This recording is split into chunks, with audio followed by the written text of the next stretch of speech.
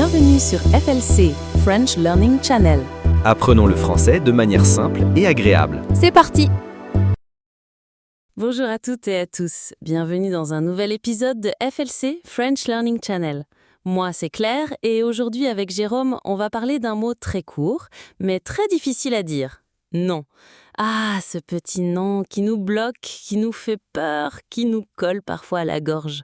Pourquoi est-ce si dur de dire non? Même quand on en a envie, même quand on sait qu'on devrait. C'est ce qu'on va explorer aujourd'hui. Salut tout le monde, ici Jérôme. Eh oui, dire non, franchement, c'est un vrai défi. Je me suis souvent retrouvé à dire oui alors que, à l'intérieur, je criais « Non !» Et après, je me sentais mal, je regrettais, je me sentais un peu piégé. Mais je n'osais pas dire non parce que je ne voulais pas blesser, décevoir ou avoir l'air égoïste. Et pourtant, parfois, dire non, c'est se respecter soi-même. Exactement. On a été beaucoup éduqués à dire oui, à être gentil, poli, disponible. Et surtout, on a appris que dire non, c'est mal vu. Surtout dans certaines cultures ou environnements, on valorise les gens qui disent toujours oui, qui aident, qui s'adaptent. Mais le problème, c'est que quand tu dis oui à tout, tu finis par dire non à toi-même. Et ça, c'est dangereux à long terme. Oui, parce qu'on finit par se surcharger.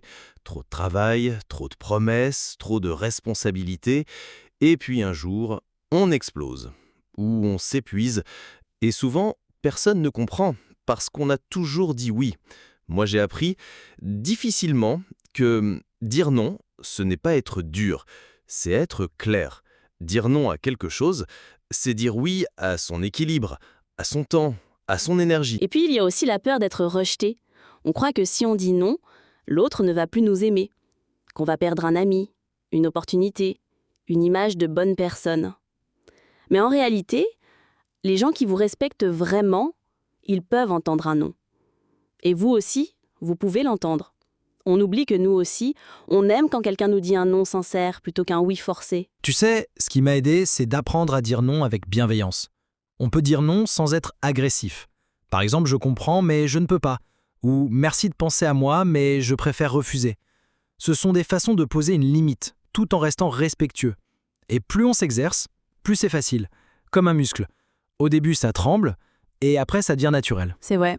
Et je pense qu'il faut aussi accepter que parfois, on va décevoir. Et c'est OK, ce n'est pas grave, ce n'est pas la fin du monde.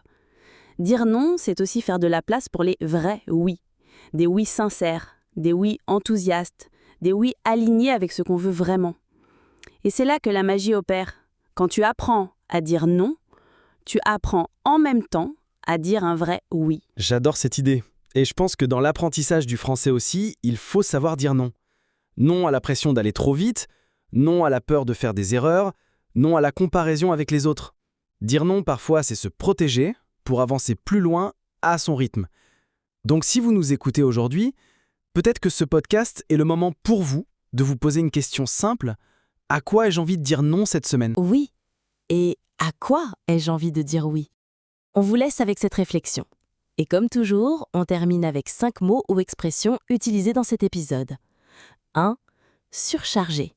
En faire trop, avoir trop de choses à faire. 2. Bienveillance.